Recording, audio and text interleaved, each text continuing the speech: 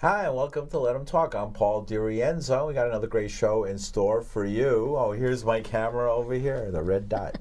And we have a great show in store. I mean, our guest is Anselm Morpurgo, and better known as Artemis Smith, futurist philosopher, and at one time writer of lesbian fiction in the days when that was a new idea. Well, it was more than lesbian fiction. I did a three-part study.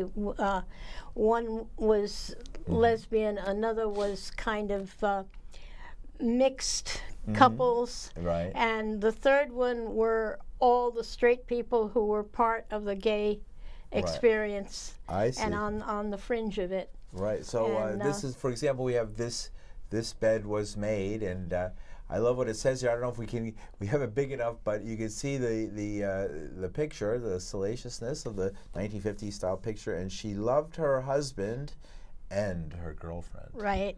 Right. Artemis Smith, first publication anywhere. How did Annselm Morpurgo, Artemis Smith, how did you become a writer of lesbian fiction and related topics? Well, it was kind of an accident, I guess you could say. I was at work on a major novel, and I had done this particular Odd Girl when I was about 16, and I had finished it, and I gave it to my literary agent. And it wasn't selling anywhere, and a friend of ours was an editor for a pulp. It was Beacon Books. Okay. You know? Pulp paperback. Yeah, right. And she said, "Well, we'll buy it." Okay. So that's how it got there. I see. And in the meantime, I was still writing other things, and then. Because it was such a bestseller, I had to write another one and then another one. So. Right. And so did your work at the time become well known? I mean, did you become infamous?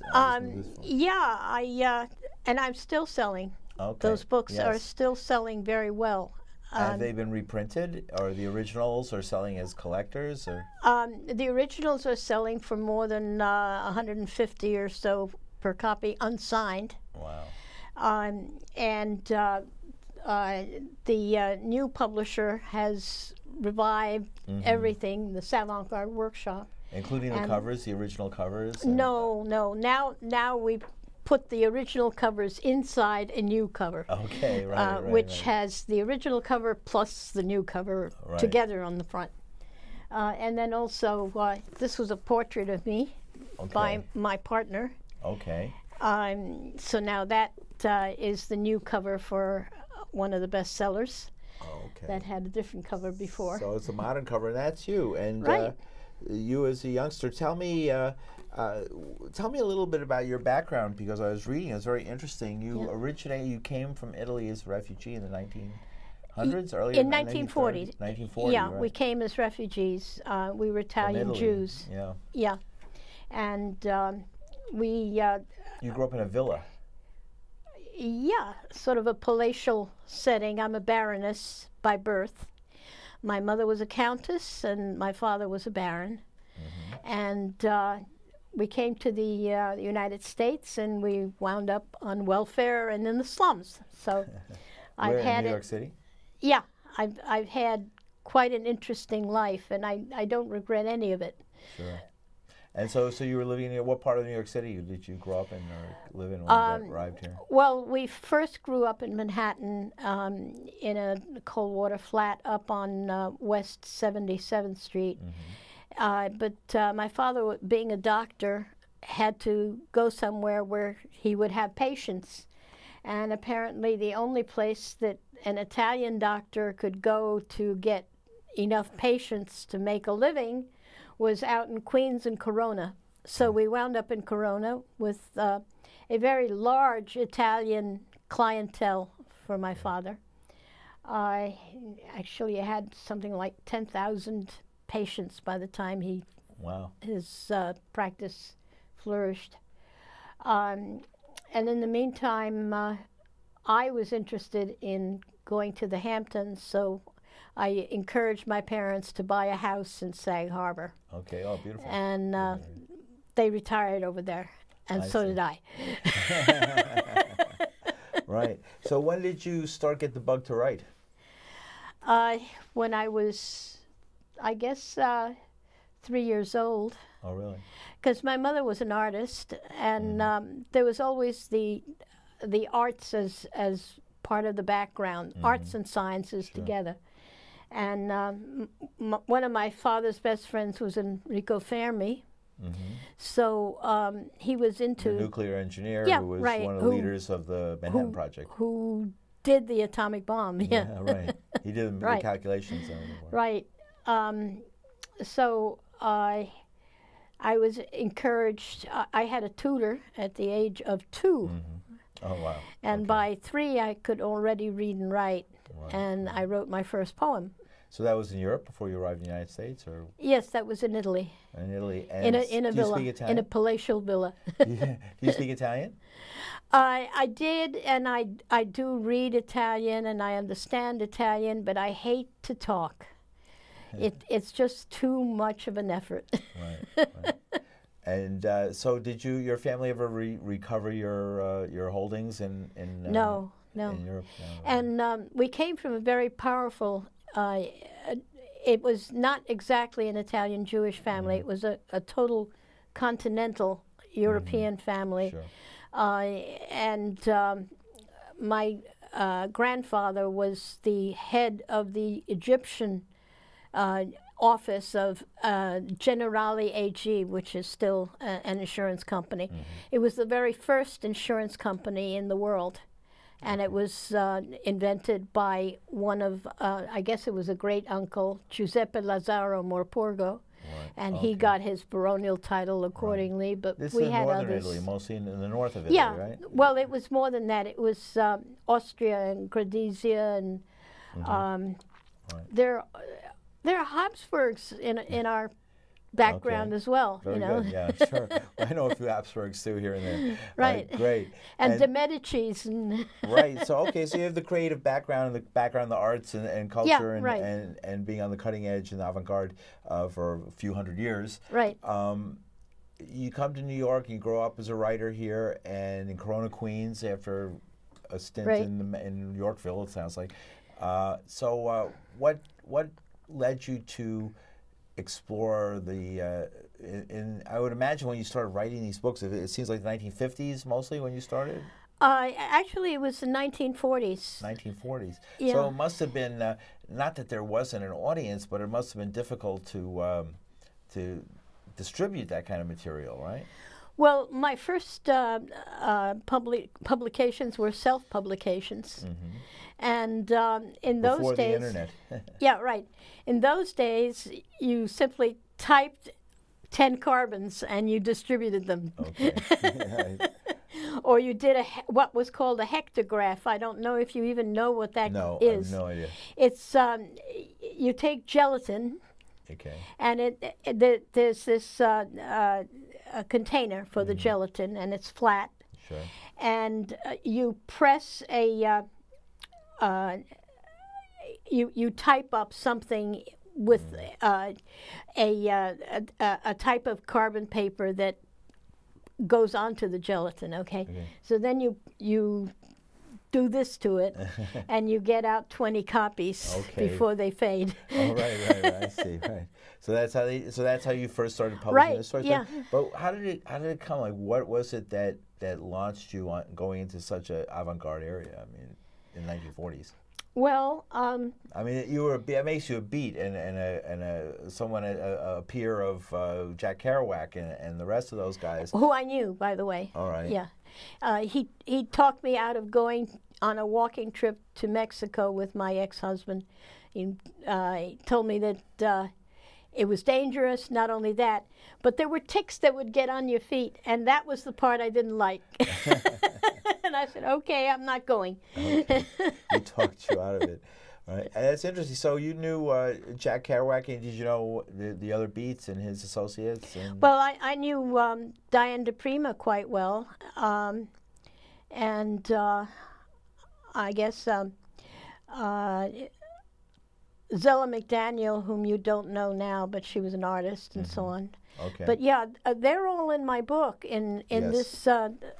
this one here? Yeah, this one here for the immediate demolition. Those were the people in the book. Of course, they're fictional characters here. Right. But that was the mood of the 1960s, which I wrote about in that. Is this a book you can get this on, I imagine, Amazon.com. Amazon, right, Amazon.com. I was going to say Amazon.com. And Artemis Smith is the person. And you get a lot of hits. You said you have 4 million hits on your... Well, not on that. On one of my paintings got 4 million hits. Okay. So you're a painter, too, a visual artist. Yeah, right. Right. Great. And so you were, I imagine, basically a sort of an edgy sort of person in your time, a rebel, and so this came naturally to you to write these stories. Right. That you said earlier, you told us earlier, were about one group was about lesbian women, and one group was. It was actually a feminist novel. Yeah. But in the time, it was seen as a lesbian novel. For me, it was a political lesbianism. Right. Yeah, but so you're making a statement of feminism in the 1940s. Right. I began the unisex movement, and by the way, this the latter, which was the Daughters of Bilitis lesbian publication. Okay. They put me on the cover. My partner did the portrait to that. Right. And so that's one of the latter publications, which is now historical. Okay. And so is The Third Sex, which is also a bestseller. Right, what was The Third Sex? That was about gay couples that got together in order to be to look straight. And the two men were married and the two women were married, but the men, one was the brother of one of the others and so on. So they were all... They had their beards. Yeah, they had their menage. Told with unblushing honesty, here is a penetrating study of society's greatest curse, homosexuality. Did you think up these blurbs? No. And I was very, very angry at them for doing that. And I'm so glad now that I have a publisher that simply makes fun of the original covers.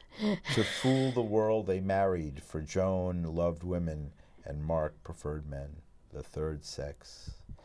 And so I haven't read any of these books. How do they, does it follow a sort of a standard plot, or did you go off on it? I mean, if I were to read this, what adventures would I read about? You'd get a very good picture of the entire gender-free scene, or the unisex scene of the 1960s and 50s as well, if you read them all. Right, so that was someone who would be dressed in such a way that you couldn't tell if they were male or female. Right. Right, and that was a popular. Who were some notable examples of folks who went along who dressed like that? Who would me, for one. Right. Did you like that when you did that? When you dressed as a person whose gender was neutral, basically, neither male nor female, did you find you were treated differently, or not? No, because people saw I was a girl. There was no hiding it, and I wasn't trying to hide it, because part of me was female, and I'm neither one thing or the other, so I'm happy to be just gender free. Is that a philosophy, a political philosophy on your part? Yes, right. I do believe that gender right now has become finally an irrelevant category on the social end of it. Of course, it's relevant medically and biologically, but there's more than two genders to begin with biologically. In biology, you have maybe 10 or 15, depending on what you're looking at. So gender is not just male and female anymore. Okay. And so from a social standpoint, it's useless to talk about gender at this point. And people should just talk about people. Each person is different. And I'm not one to recommend that anyone go through any surgery for anatomical changes. It's not necessary. Just be yourself, and people will accept you now, and that's great. All right, great. So but how do you go about legally when you're doing, your driver's license says M or F? You have to pick one or the other. That's what I'm against. I'm against the legal aspect. I think that we have to get rid of that entirely. We have to just not worry about gender on a social level. So that would give maybe an opportunity for people to say MF or no, none of your business. NOB. Right, yeah. Yeah. So, of course, if they want to be female, then they can say they're female, but they don't have to be biologically female to say they're female. But it doesn't matter. Right. Well, rarely on the media do you see the same as maybe in the 50s and 60s. They were always, if someone was wanted or the police were after somebody or somebody was arrested, they always would mention their race as an identifying factor. Yeah, right. Right. You don't see that so much anymore. Exactly. Everyone is post-racial. Right. And but now women we're going and men, but male and female, that's a woman or a man. Is definitely... we've got to get rid of that. We've got to be post-gender too, as well as post-racial. Okay. And what does that mean? Like restrooms would be the same restroom for both? Yeah, well, now we have restrooms that are unisex anyway, because you go in and you lock the door, and who cares? There's a lot of people using them. Sometimes it's a luxury to have two separate ones. Yeah, you right. just can't have it, right? I mean, where I work, forget it. There's a one bathroom, everybody uses it. Exactly. You learn to leave the right. seat down. Yeah. Right. But I mean, you don't worry about gender in a family. Yeah. You all use the same bathroom. Right. And nobody worries about brother interfering with sister or whatever. So what are we worried about in public? Actually, it'd be safer to have unisex bathrooms, because then women would not be attacked in a woman's bathroom anymore, because there might be men there. Right. It would be exactly. Exactly. It might be safer with men there who would. And vice versa too. Persons gay bashing would no longer be waiting for someone in a men's room anymore, because I think some of the backlash that we see in the Trump administration, and his followers against these kind of reforms that happened in the last 8 years, it motivated exactly by that, because then they would lose the other that they have created that empowers them, unfortunately. Well, people are still uptight this way, and they just have to grow. But the way to change society is through literature, and that's probably what drove me into doing it more, because I felt I had to make a mark. I had to say what I had to say. How did you write? How long would it take to write a book like The Third Sex? That took me 2 months. 2 months. So, and that would be a full-time. You would get up in the morning and work on it all day. Yeah, right. And this 1984 one. This one here. I mean, it's 2084 one. The book itself took only 2 weeks, but the books inside were from before, so they took longer. Right, very good. And so and then Odd Girl, what is this book, an autobiographical correlate?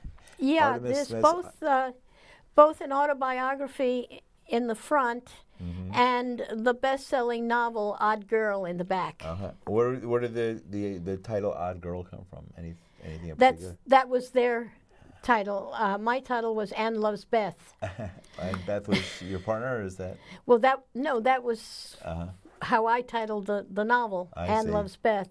Right. But they thought that was a little too obvious, and they were afraid, so they said Odd Girl. Right. Well, it says autobiographical correlate. I assume that there's an autobiography inside of that. Right. This is the correlate to it, what was going on in the real world as I was writing it. And so it's both works are in together. You have artwowork there and right. and stuff. Well, you have another book, Grandma Mosex. Yeah. Why would they call you Grandma Mosex? Okay, I'm a great one for getting publicity, and when Grandma you start Moses. Googling and you're looking at you come up with Grandma Moses all the time, okay? But Mosex, okay, I'm the one who is going to liberate everybody from gender. So Mosex. I see. All right. To have Mosex, like that. I'll take you out of the slavery of gender. Right. Okay. All right. So I'm a Moses. Right. So it won't matter who figure. you love. Whoever you love is whoever you love. Exactly. Right. It's not really so society will not prescribe it in your system anymore. Exactly, that it has to right. Be this or that. There just wouldn't be any yourself. Laws. There wouldn't be any even identification, right? Right. It's just humanity. be yourself. If you feel feminine, act feminine. If you feel masculine, act masculine. It there must doesn't be matter. some resistance because definitely you have strong feminist women who revel in their feminism and the fact that they are women and different from men. Well, that's part of the social problem, but it's going to get better as the whole idea of gender becomes more smooth. Do you get resistance from more traditional feminists? No, I don't. You don't? Good. How is that? What do they say usually? What kind of They just don't talk to me. Very good. All right. Yeah, I seem to have a problem with a lot of my colleagues in the academic sphere as a result. You're a teacher. You're a professor. Yeah, I'm a professor of philosophy of science, and these are my atheist manifesto, which are papers, academic papers on gender and its place in biology. Is that what you wrote your thesis biology's place in cosmology. Okay. So biology and cosmology. Read this and you will understand who you are and where we're going. A unified scientist creed. ArtemisSmith's Atheist Manifesto. So, is this what did you do your PhD thesis on? I didn't because I was thrown out of school just before getting the. I had earned all the credits for the doctorate, and I had my dissertation, and they threw me out. Why? And what happened? They said I failed an examination that nobody was. Everybody failed. I see. And was not counted against anyone else. And I went to court on it. Okay. I've got a very long civil rights record in the courts. You can look up Morpurgo versus everybody, the United States, the City University of New York, MIT, Princeton. Right. I sued them all. Okay, good for you. And doing it, even though I had no chance of winning, at least I forced them to accelerate their affirmative action. For women. Dire more women. Not only women, but for blacks also, because I put both in together. And I said, it's time that all of these universities are discriminating. Old boys network, right. Right. So they started hiring blacks and women in a hurry because of those particular federal actions that I took. All right, great. So you had the whole thing short of the actual sheepskin hanging on the wall, and that was right. enough. Yeah, and I cost them about $10 million in legal fees, so they really felt the hurt. Right.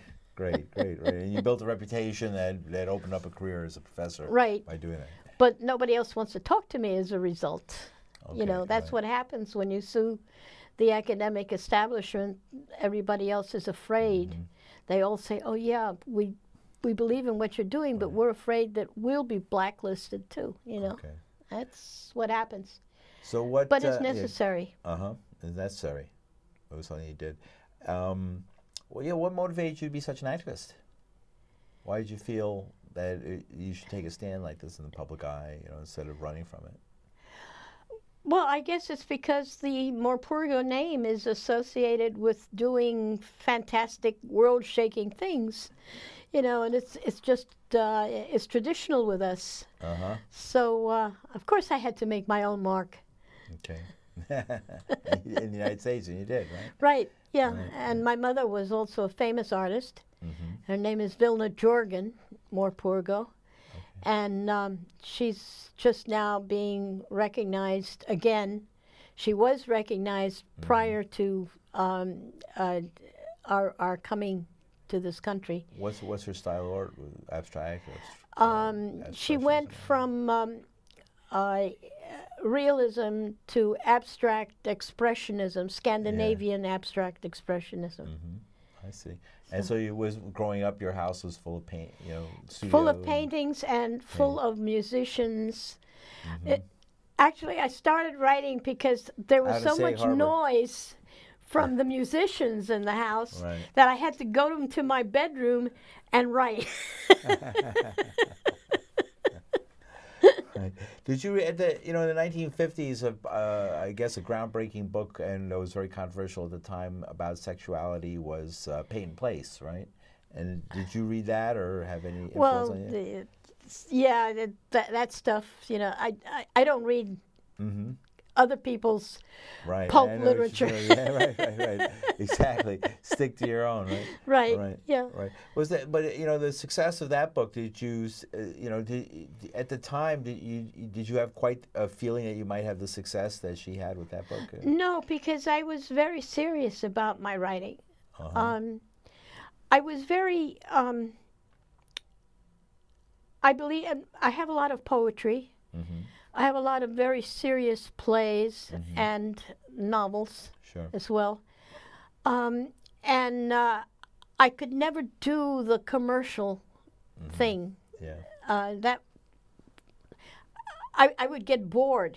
Yeah, if you had I would start and I'd say, "No, I can't finish this. I can't finish this." Agent's office and discuss how best to market your thing. Right. No. Right. You want to do it your own way, and so your stuff would be available in bookshops in the East Village or in the West Village. Exactly. Or along 4th Avenue in those days and stuff like that, and that's where people would come and get it. And people in the know would come and get it, and you preferred it that way. Right. Mm-hmm. And looking back now, it's glad more successful than ever. I'm glad because you can't make your mark trying to be commercial. Mm-hmm. You just have to do what's in you and to do it for a reason, for whatever truth you have to put out in front of people. And eventually, the world seems to listen. And even though you think that you've only reached 1 or 2 people and they've read your work, suddenly you hear your phrases return to you. Mm-hmm. I mean, verbatim. And whenever it happens, I think I'm going crazy because didn't I write that? Very good. Thank you very much for joining us, Artemis Smith, for a great conversation. Appreciate it. Thank you. Thank you. You can find out more information by just looking her up on Google. All right. Thank you very much.